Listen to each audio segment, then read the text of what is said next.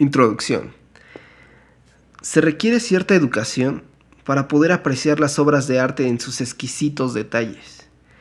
La persona que no ha sido aún instruida al respecto no puede percibir de forma instantánea las variadas excelencias de la pintura de alguna mano maestra. Tampoco imaginamos que las maravillas de las armonías del mejor cantante capturen de un modo mágico a los oyentes ignorantes de la música. Debe de haber algo en el hombre mismo antes de que pueda entender las excelencias del arte o la naturaleza. Ciertamente es una cuestión de carácter.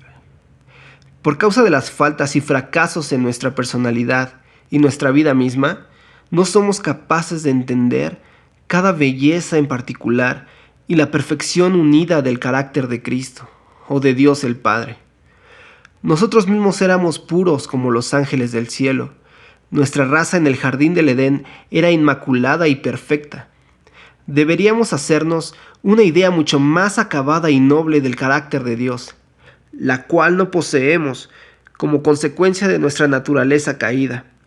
Sin embargo, no podemos dejar de ver que los hombres, debido a la alineación de su naturaleza, están malinterpretando de continuo a Dios. Son completamente incapaces de apreciar su perfección. ¿Os habéis preguntado alguna vez si Dios detuvo su mano antes de ejercer la ira? Mirad, hay quienes dicen que Dios ha cesado de juzgar al mundo y adoptan una actitud apática e indiferente. ¿Castigó en otro tiempo Dios a los hombres por su pecado? Algunos dicen que es severo y cruel. Los hombres lo malinterpretan porque son imperfectos en sí mismos y no tienen la capacidad de admirar auténticamente el carácter de Dios.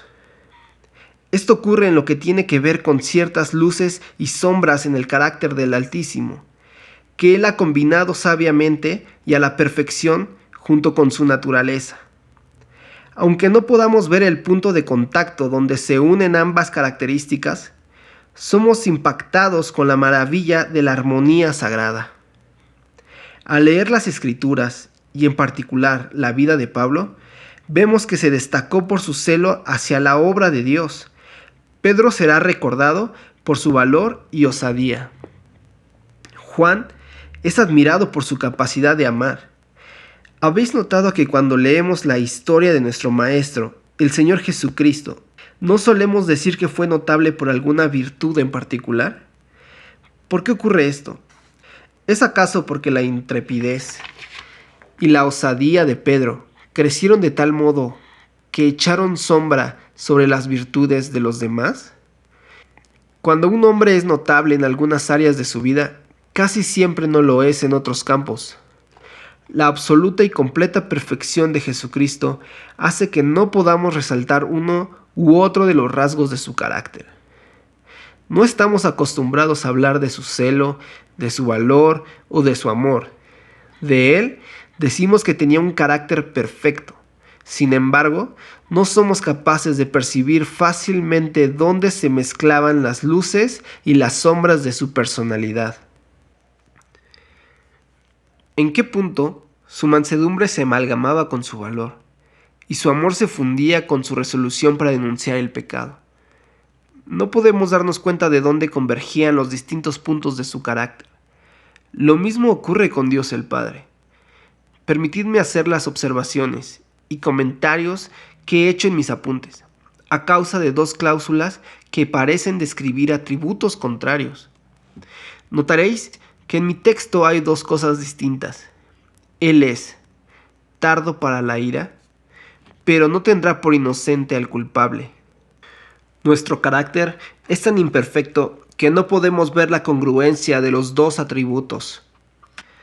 Tal vez nos preguntamos y decimos, ¿cómo es que es tardo para la ira, pero no tendrá por inocente el culpable? Es porque su carácter es perfecto, pero nosotros no podemos ver estas dos características unidas la una con la otra. Su justicia es infalible y la severidad que corresponde al dueño absoluto del universo se combina con su amor y su encanto, su paciencia y sus tiernas misericordias. La ausencia de cualquiera de estos rasgos del carácter de Dios lo habría hecho imperfecto. La presencia de todos ellos muestra el carácter de Dios con una perfección nunca vista. Ahora trataré de analizar y presentar estos dos atributos de Dios y el vínculo que los conecta. El Señor es tardo para la ira y grande en poder. Tendré que demostraros cómo la expresión grande en poder se refiere a la cláusula anterior y a la que sigue, como un vínculo entre ambas. Pasaremos entonces a considerar el próximo atributo. No tendrá por inocente al culpable. Un atributo de justicia.